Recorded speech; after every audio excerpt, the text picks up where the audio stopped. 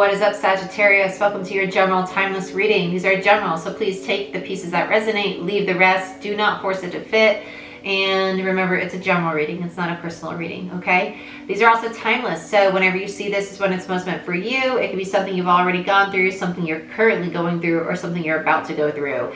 Please check out Patreon if you want access to the monthly readings, energy shift readings, moon cycle readings, and weekly Patreon-only videos. I also have a promo going on that if you sign up as a tier 3 or 4 patron now through the 15th, you do get a free 15-minute reading. I also have a tier 1 that is just for supporters. It's $1 a month. So if you'd like to just support the channel, have access to random posts now and then, that is also an option on Patreon. And if you want access to the monthly readings, you can check out Vimeo and purchase your individual monthly reading there. Other than that, if you want a personal reading, you can book it down below through my website. And like, share, subscribe. Give this video a thumbs up. It helps the channel grow. And hit that notification bell if you want to see when I post and when I go live. And I think that's it. So let's get into your reading. Sag, let's see what's going on for you. I want to use Tattoo Tarot for you guys. If you like any of the tarot decks I use, they're all linked down below in the description box for you. Okay, so let's see what's going on. Show me what I most need to see for Sagittarius, Sun, Rising, Venus, and Jupiter. So show me what I most need to see for Sagittarius. Okay, so I heard sanctions, but it almost feels like sections, like separating things into groups or people into groups. It kind of just feels like a divide. So I don't know if you are separating yourself from a group of people or separating yourself from a situation. It does feel like a very isolating energy. Yeah, okay, yeah. We have the Queen of Pentacles, the Six of Swords, and the Ten of Swords in reverse.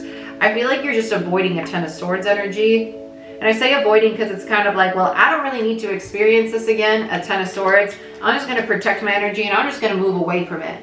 Because between the 10 and the 6 is a Four of Swords energy. I feel like this Queen of Pentacles energy, Capricorn energy, Six of Swords, Aquarius, and the Ten of Swords, Gemini. I feel like this Queen of Pentacles is really just protecting your energy, isolating yourself, and practicing a lot of self-care to step away from whatever conflict, stress, or anxiety is in the environment. Because I think they're realizing that it's actually others around them. It's not truly them, like their own energy. It's kind of like, I'm just going to focus on myself for a minute here. I'm just going to do my dang thing. Okay, so let's go ahead and get a few more for Sagittarius, please. Sun, Moon, Rising, Venus, and Jupiter. Sag, you also have the lunar eclipse happening in your sign. It's a full moon lunar eclipse on the 26th, okay, of this month of May, just so you know. For Sagittarius. Yeah, Seven of Swords. Oh, and the King of Cups from, oh, golly. Oh, my Atlanta. What the frick is going on? Ten of Swords, King of Cups, and the Seven of Swords all in reverse. This Queen of Pentacles is like, yeah, I don't want to deal with no masculine energy that I feel is being deceptive or hurting me or lying to me or doing things behind my back. So I'm just gonna excuse myself from this chaos, and I'm just gonna walk me and my nice little pentacle over here. Okay? King of Cups, Scorpio energy, Seven of Swords, Aquarius energy.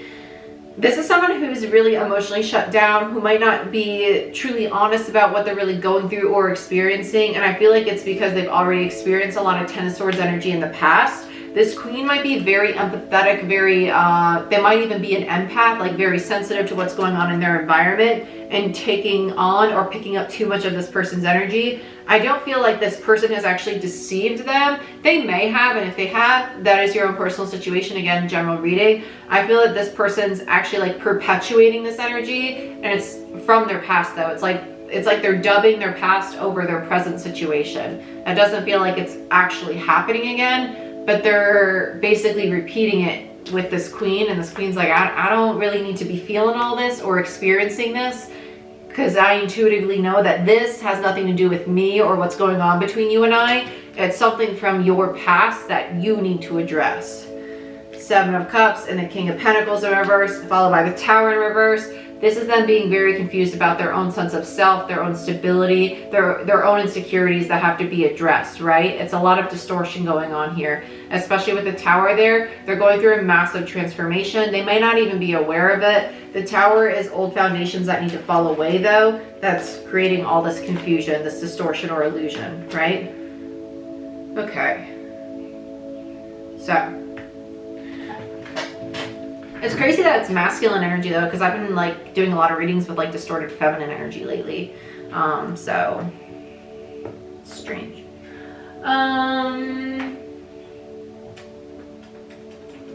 What do I want to clarify with? Oh, my neck is just like so sore.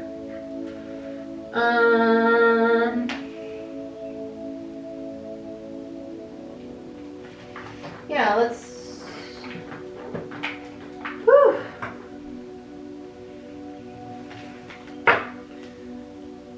I'm a little itchy. Santa Muerte Tarot. That's what I'm using right now, Santa Muerte. Okay, so let's see. Woo! Okay. So we have the Seven of Wands to the Ten of Wands. So on the Seven of Cups, we have the Seven of Wands to the Ten of Wands. This is what I feel like pathways. Again, I'm feeling like pathways, sanctions. Like it's almost like someone's like walking down a hallway. What door do I want to go in? What door do I want to go in? Where do I want to enter? Like where do I belong? Ten of Wands, it's very burdensome. I feel like this king might feel as if they do not belong anywhere. I feel like they have a really big fear of abandonment going on. And the Seven of Cups, they probably almost like perpetuate like really toxic cycles because of any trauma they've already experienced around these emotions. It's kind of like they're bringing it into the current situation and manifesting it all over again, you know? It's kind of sad because it's just because they're holding on to it though. Because between the Seven of Wands and the Ten of Wands is the Three of Wands. There's an opportunity to close out the cycle, but they're not seeing that because they have all this distortion here and it's rooted in their insecurities, right? So let's look at the King of Cups. Ten of Wands, Sag, Seven of Wands, Leo. Let's look at the King of Cups. I want this one. We have the Nine of Cups in reverse. Yeah, gosh, it makes me so sad. Nine of Cups in reverse is someone who's, it's like they sabotage their own happiness. Oh, that's literally what they're doing. It's kind of what I was going to say kind of, but it's literally what they're doing because I forgot the Seven of Swords is here.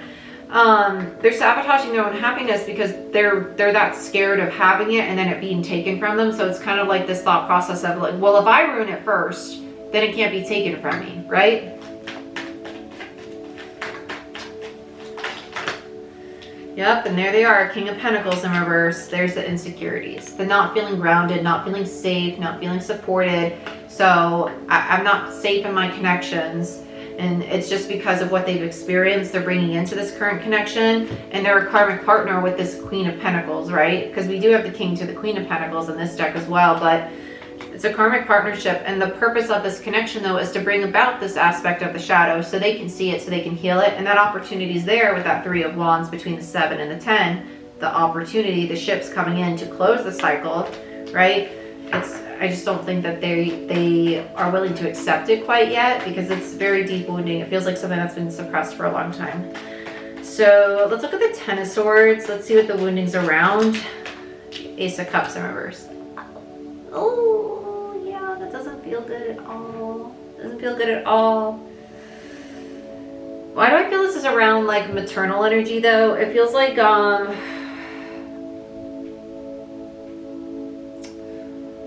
it kind of feels like, I just heard caress. It's so distorted. It is so distorted. In the sense of like, it really feels crippling though. It's almost like this person, it's so strange because I feel like they're really giving. They're very loving. But when it comes to receiving, it's like they curl into themselves. Like, no, don't touch me, don't give to me, don't love me. But I really want you to love me, but you can't love me because if you love me and then I feel that affection, it's going to make me shut down because once I feel that affection, I'm not accustomed to it. and I'm scared of feeling it and then feeling the pain of losing it. And it's kind of like a massive ping pong, and it's a lot of anxiety around it. And I feel like this is, I heard neglect. This feels like very associated with like a maternal energy. It doesn't have to be literally their mother. It could just be like a feminine energy, like an authority figure that they experienced growing up. We have the Two of Pentacles in reverse. Then we have the Tower in reverse. And then we have the the Nine of Pentacles or the Six of Pentacles. It's the Nine of Pentacles. Yeah. Then we have the Nine of Pentacles. Yeah, between the 9 and the 2 is the Seven of Pentacles. There's this lack of investment and like feeling safe. Oh my gosh, it's like really giving me really bad anxiety. There's so much anxiety, and it's a lot about change. It's a lot about actually allowing themselves to indulge in something that's very vulnerable, that's very intimate, that's very open. And it's almost like I'm scared to allow someone to really see me, like really see you, right? Like when when you have a partner, or maybe you don't know, and that's okay too. But at one point you'll experience a partner who sees all of you, like the good and the bad, and they're going to tell you like, hey, listen, like you have a tendency to be like super defensive when I'm not attacking you. And you're like, damn, like I've heard that from like my mom, my brother all the time, and like I really didn't want to accept it. And like hearing it from somebody who I've only been with for X amount of time, I guess that's like my validation that I do have a habit of being defensive, and like I just didn't want to accept it. And yeah, that's totally a personal experience. I do have a habit of like being super defensive. But that's the purpose of certain connections. They're going to bring up aspects of your shadow for you to heal, right? And for example, like I'm super defensive because I experienced a lot of abuse, like mental, emotional, physical. So it made me feel as if people that I was really close to that would show affection to me eventually were going to turn on me and cause me harm in a mental, emotional, or physical way. So it made me really want to protect my energy. And I can do it myself. I'm independent. I don't need anybody. Very closed off, right? And it took me a really long time to open up and allow people in. This person's almost feels like PTSD, like that intense of an anxiety that kind of like takes your breath away. And going through that change of addressing it it feels really traumatic. And I feel that's probably why it's like dubbing over the current situation. It doesn't feel like the trauma is actually occurring again, but I feel like in their head, they're creating it again in some sense because it's what they're anticipating. So it's kind of like, I feel it again, I feel it coming again, and it's not happening, but they're working themselves up emotionally as if it has. Yeah, it's intense. It doesn't feel nice. Let's look at the Seven of Swords.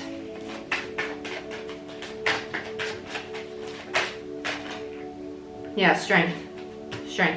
Really nice. This person, I smell something burning.